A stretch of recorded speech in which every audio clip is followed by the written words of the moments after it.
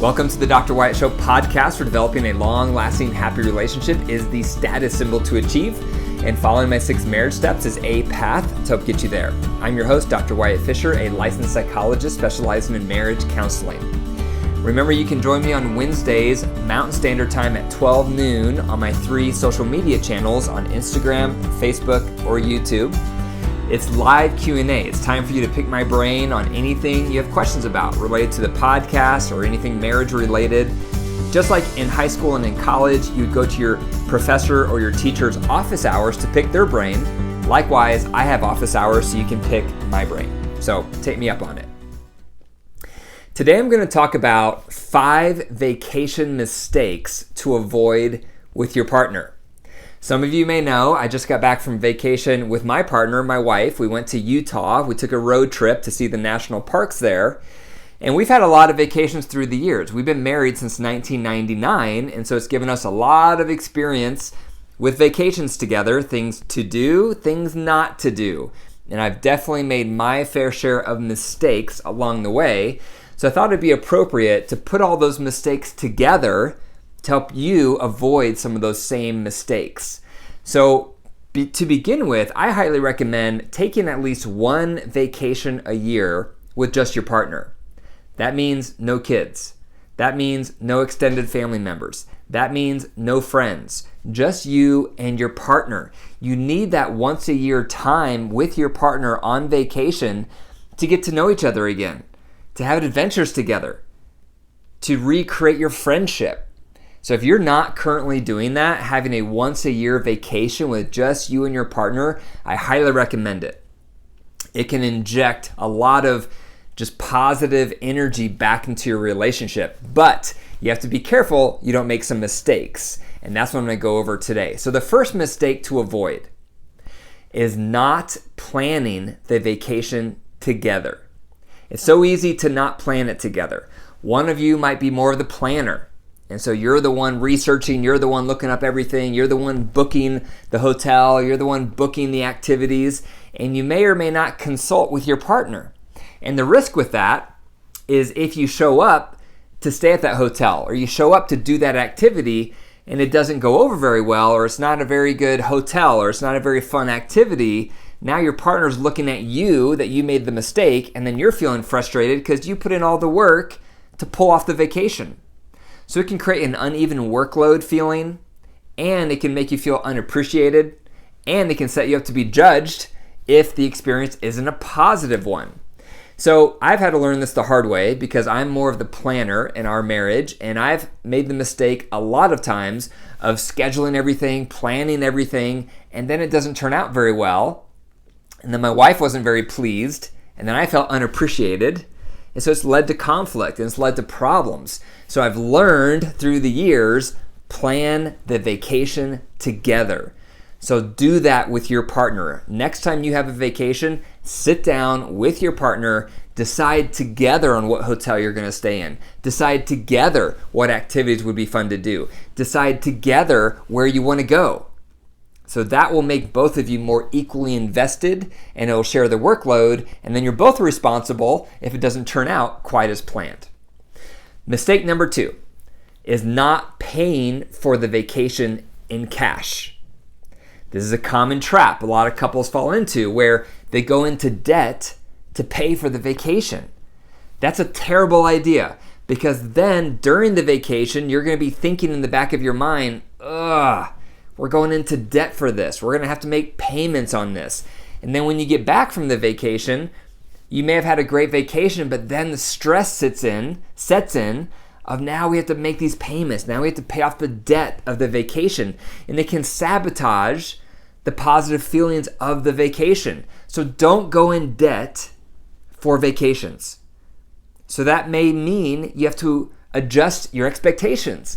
You may want to have a luxurious beach vacation, but maybe you don't have the cash for it this year, and that's okay. Do what you can afford in cash. This last vacation my wife and I took, it was a road trip.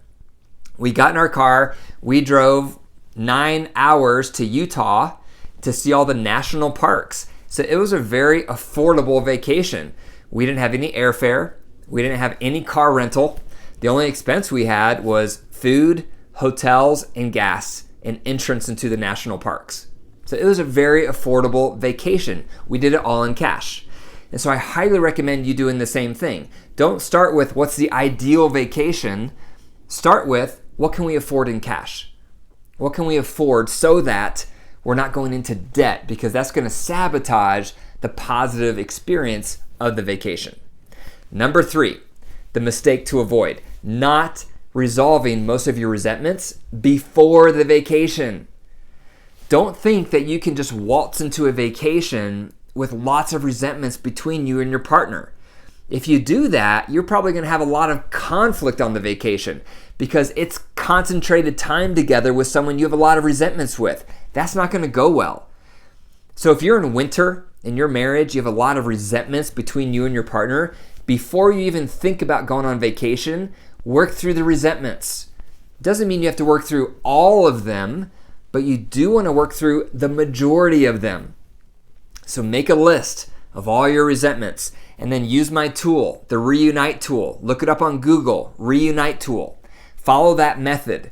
If you can't follow that method constructively with just you and your partner, then work with one of my coaches, one of my relationship coaches, and they will train you on how to use it, and they will work with you as you go through one resentment at a time. You have to do that because, again, if you don't resolve most of your resentments before the vacation, you're going to have a lot of tension and conflict during the vacation. And I made this mistake one time. This was about 10 to 15 years ago. My wife and I were in winter. We had a lot of resentments that had not been resolved at that point. And we took this luxurious vacation to Kauai. And I was so excited to go to Kauai. I was looking forward to it. I've never been there. And I remember we took a hike on the Nepali Trail. If you've never done this hike, I highly recommend it. You hike along the coast in the jungle. So on the right, you're looking at the ocean. And then about a mile or two in, you turn left and you go into the jungle for about another mile or two. And you get to this 200-foot waterfall that's all natural, and you can swim in the pool at the bottom. But you know what? I didn't enjoy that hike because we were in constant conflict because we had a lot of unresolved resentments, and it sabotaged the entire vacation. And so even though we have a picture of that hike hanging on our wall, when I look at it, I remember, man, we were in a massive conflict during the entire hike, and it ruined the hike. Even though it was the most beautiful hike I've ever done in my life, it was sabotaged because I made the mistake of going into that vacation with a lot of unresolved resentments. So don't make the same mistake. Number 4, not discussing your expectations. It's very important to get on the same page with expectations on vacation. All of us have different expectations. One example is, how often are we going to have sex? High libido partners may go into vacation thinking, I want to have sex every day. Low libido partners may go into vacation thinking, I don't care if we have sex at all, or maybe once. And so that's something to talk about. How often should we have sexual contact? How often should we have sensual time during the vacation? You may discuss it and think, well, let's just play it by ear. Or you may discuss it and think, or come to the conclusion of, well, let's at least have it twice. You want to get on the same page, because if you have different expectations and you're not talking about it, one of you is going to be disappointed. Also, you want to talk about, what should this vacation look like? Should we spend our days doing activities? Should we spend our days just lounging and reading books? Should we spend our days having a lot of quality time and talking? Everyone has different expectations. One partner might be hyperactive, they like to be on the go. Another partner might be more sedate and they want to just relax and lay around. You want to talk through the expectations, because if you don't, one of you is going to be disappointed, and that leads to a lot of conflicts in vacation because couples aren't talking through, what are your expectations? And do this in 2 ways. Talk about your overall expectation of the vacation, such as, what are the main things you want to get out of this vacation? That's a great question to ask each other. What are the main things you want to feel at the end of this vacation? What are some of the top things you want to make sure we do during this vacation? What are some of the top relationship goals we should have for this vacation? talk through those questions, because that will help you develop similar expectations and to see what your partner has on their agenda. Because most of us have hidden agendas when we go into vacation. And then you want to have that same conversation every morning. So every morning when you wake up together, you want to also check in. Hey, what are your expectations for the day today? What would you love for our day to look like? What are your hopes for our day today? What should we accomplish today? How should our day look? And then you share what you would like to do for the day and what your expectations are for the day and what your ideal day would look like. So it's both an overall vacation discussion of expectations, but it's also something you want to check in with every single morning so that you develop a unified front on what the day is going to look like. Again, otherwise, you're going to have different expectations, there's hidden agendas, and then often that leads to clashing and that leads to conflict. The fifth mistake you want to avoid is not sharing power. So this comes right out of number 4. So if you're talking about all these different expectations, next you're going to have to share power because you're going to have different expectations. And so if partner A is calling all the shots on what you're doing, that's going to lead to problems. If partner B is calling all the shots, that's going to lead to problems. So as you're discussing these different expectations, then you have to share power. And you have to consider, how can we compromise? How can we meet your need for that and my need for this? What could this look like? Sometimes you may be willing to give in and let your partner have their agenda for the day, as long as the next day you're going to do your agenda. Or maybe you split the day. Maybe the first half of the day you do your partner's agenda, and then the second half of the day you do your agenda together. But this is where you share power. You want to be striking compromises. You want to have a give and take. You want to be trying to meet in the middle with both of your expectations, because that's going to lead to fulfillment for both of you. So for my wife and I, when we were in Utah, we had lots of opportunities to share power. And we were really trying to practice this. So every morning we would talk about, what should the day look like? What are your expectations? What are my expectations? My wife really wanted to hike a slot canyon. If you don't know what that is, look it up, Slot Canyon.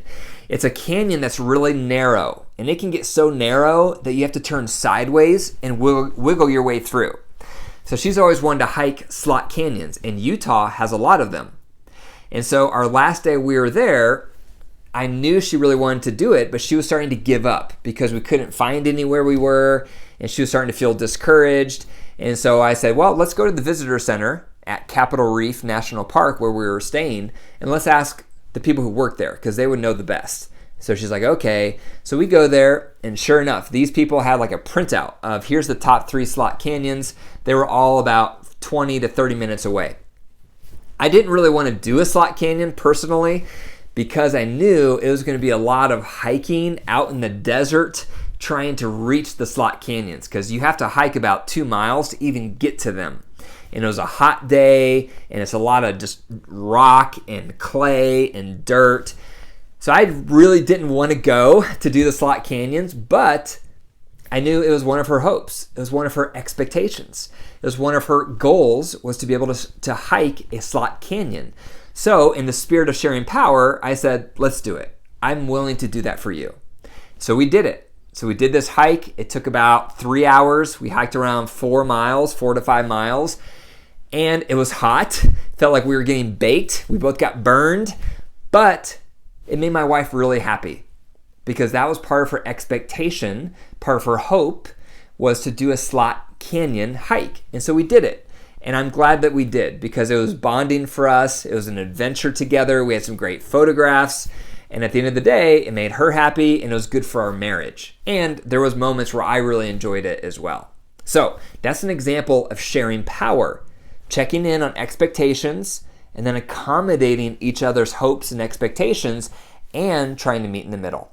So those are 5 mistakes to avoid when vacationing with your partner. Number 1 is not planning it together. Number 2 is not paying for it in cash. Number 3 is not resolving most of your resentments first. Number 4 is not discussing your expectations. And number 5 is not sharing power. Thank you for listening to the Dr. Wyatt Show podcast. If you enjoyed the episode, click the 5 stars and leave a review. And the best way to pay it forward is tell one person about the Dr. Wyatt Show podcast today. If you would, text someone right now about the Dr. Wyatt Show podcast. If this podcast has helped you, it's going to help them. For more marriage resources, go to my website, drwyattfisher.com. And remember, your marriage is alive. So if you nurture it and care for it, it will grow and heal. But if you deprive it and neglect it, it will wilt and die. The choice is up to you. Take care.